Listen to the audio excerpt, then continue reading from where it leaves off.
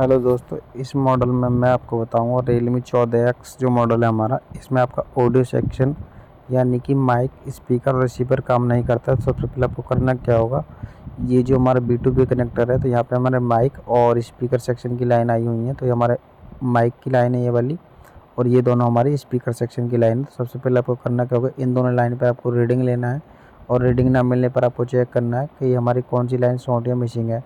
तो ringer IC just हमारे connector के ऊपर ही लगी हुई है, और इसमें कुछ और सप्लाई आई आई होती हैं, जैसे कि हमारा बीपीएच पावर का वोल्टेज और एक इन सिग्नल, और दो लाइन और आती हैं हमारी ऑडियो एम्पलीफायर के लिए। तो ये कुछ इस तरीक़ा से इसकी लाइन दी हुई है। और ऑडियो की जो इन लाइन और जो पावर सेक्शन की जो लाइन आती है बी बैट की, वो कहाँ से जुड़ी है और किस तरीक़ा से आई हुई है वो आपको मैं दिखाता हूँ। तो इन सिग्नल दोस्तों हमेशा ये सीपीयू से ही आता है, देख सकते हैं। ये सिग्नल की लाइन हमारी आनी चाहिए, यहाँ पे रीडिंग मिलना चाहिए।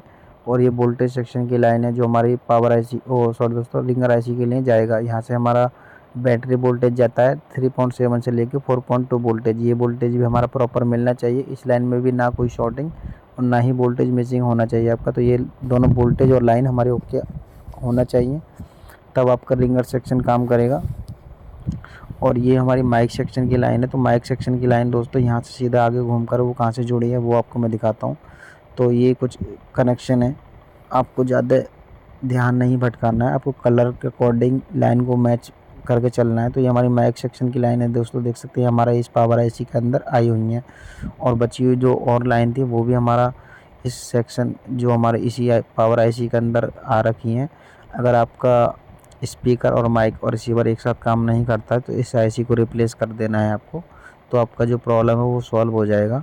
तो जो मेन लाइन है मैंने आपको वो आपको फाइंड कर देता हूँ। तो ये कुछ और लाइन है, तो इनको आपको ज़्यादा ध्यान नहीं देना है, ये भी हमारा इन सिग्नल है। तो और ये कुछ और भी लाइन है, देख सकते हैं ये वाली, देख सकते हैं माइक सेक्शन की लाइन है।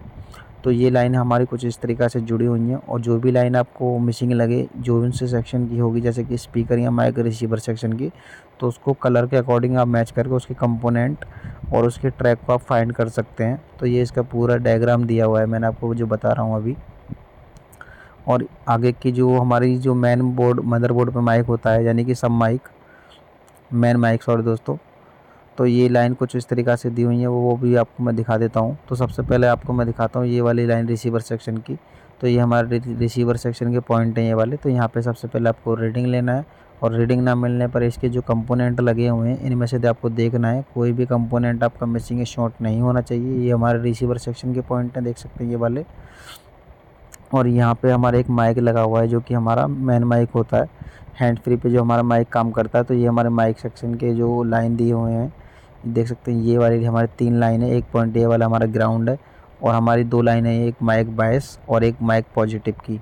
तो ये लाइन पे हमारा रीडिंग आना चाहिए इन दोनों पे, और ग्राउंड पॉइंट पे हमारा बीप के साथ साउंड आना चाहिए। तो ये 3 लाइन कुछ इस तरीक़ा से दी हुई हैं, इसके अंदर मेंशन कर रखा है। और ये लाइन भी सीधे हमारे यहाँ से आगे निकल कर वो इसी पावर आईसी से जुड़ी हुई हैं। तो ज़्यादातर हमारा जो ऑडियो सर्किट है इस पावर आईसी के ऊपर ही डिपेंड है। अगर ये पावर आईसी आपकी ख़राब होगी तो आपका कोई भी सेक्शन काम नहीं करेगा दोस्तों। Thank you.